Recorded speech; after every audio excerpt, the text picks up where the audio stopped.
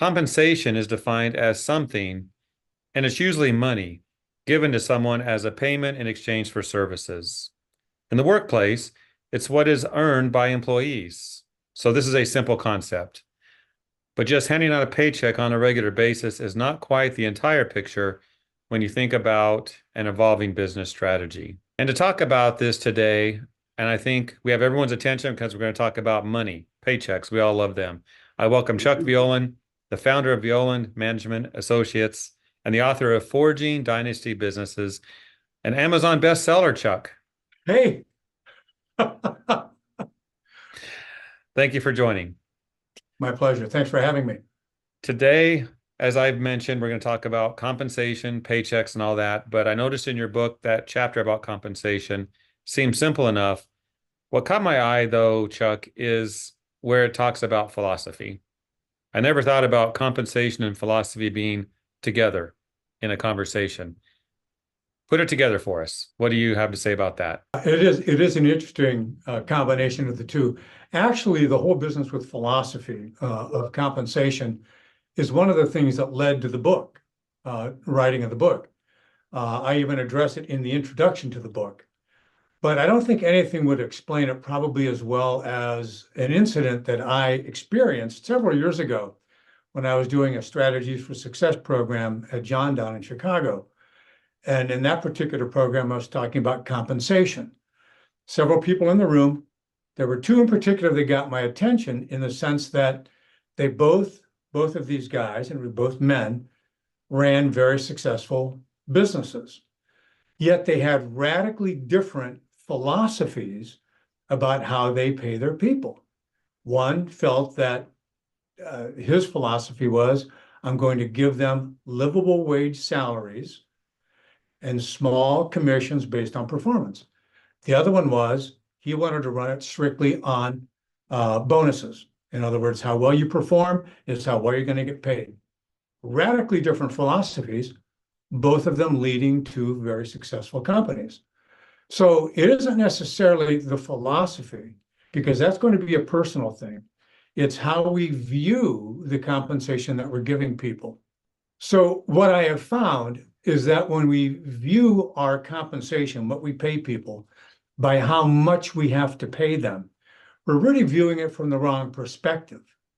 Because if we continually pay people low wages or wages that they can't survive on, what we end up with too often are people who aren't going to be able to make the decisions that we need to have made. I mean, even baseline decisions.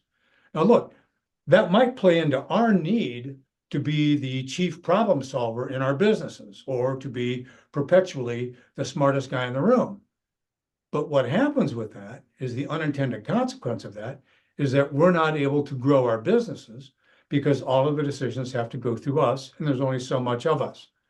I think when you add to that the fact that it's hard to get the best out of your people or to get them to go above and beyond as far as the service for your customers, when they're struggling with just trying to feed their families. Very difficult to get that.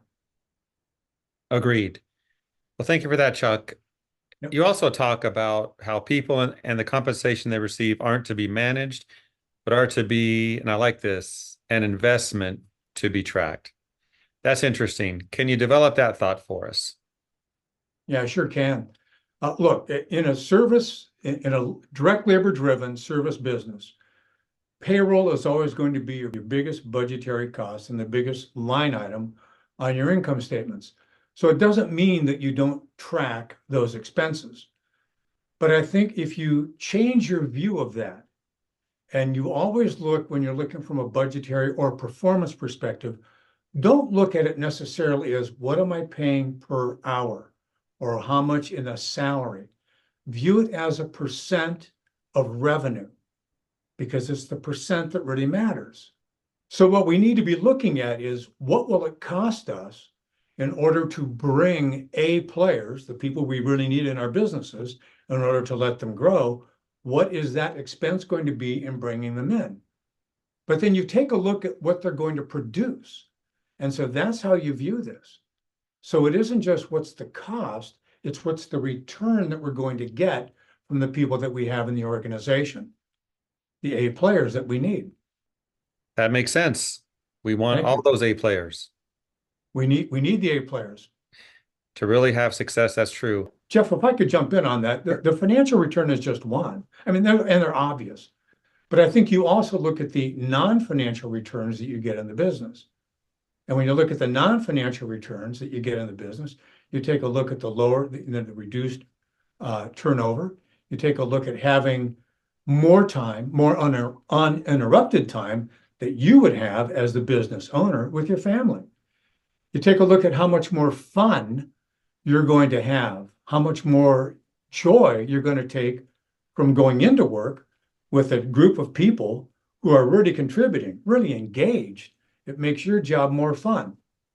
And so, I mean, those are just some of the ways that some of the non-financial things that you want to take a look at when you look at your compensation with your people. Sounds like everyone wins in that scenario. They do win in that scenario, absolutely. Now, Chuck, I imagine most of our viewers today, being business owners, managers, are not expert accountants. They're leaders, though, in their companies, and they should know the various components to proper compensation.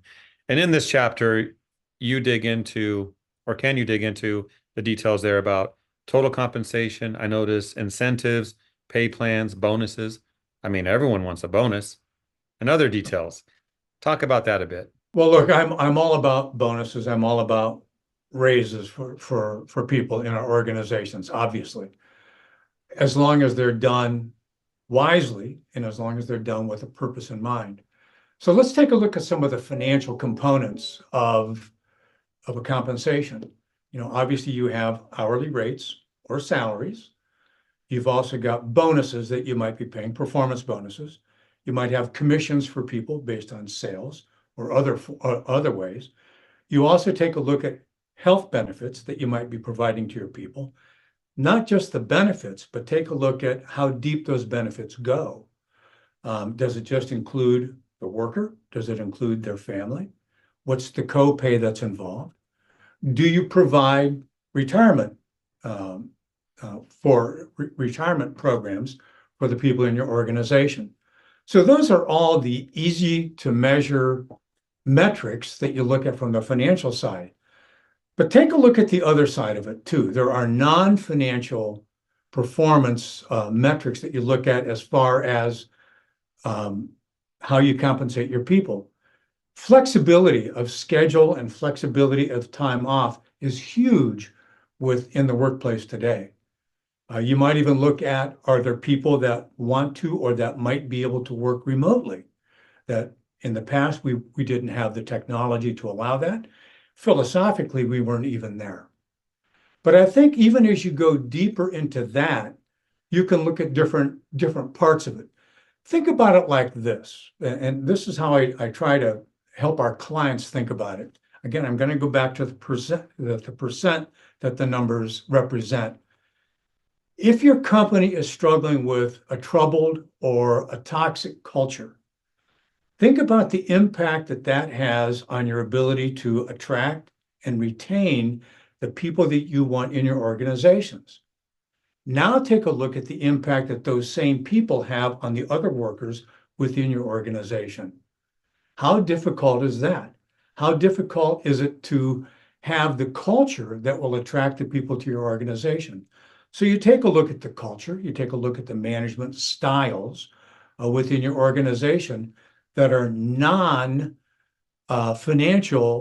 forms of compensation. When you have healthy cultures, when you have healthy management styles, what happens is that will either lead to reducing the percents that your overall payroll represents as a percent of income, or elevate it.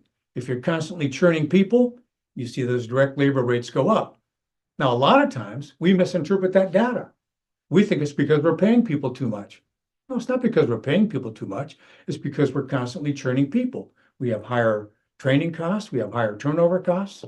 All of those things contribute to it. So look beyond just how much I pay somebody per hour or what the salary is.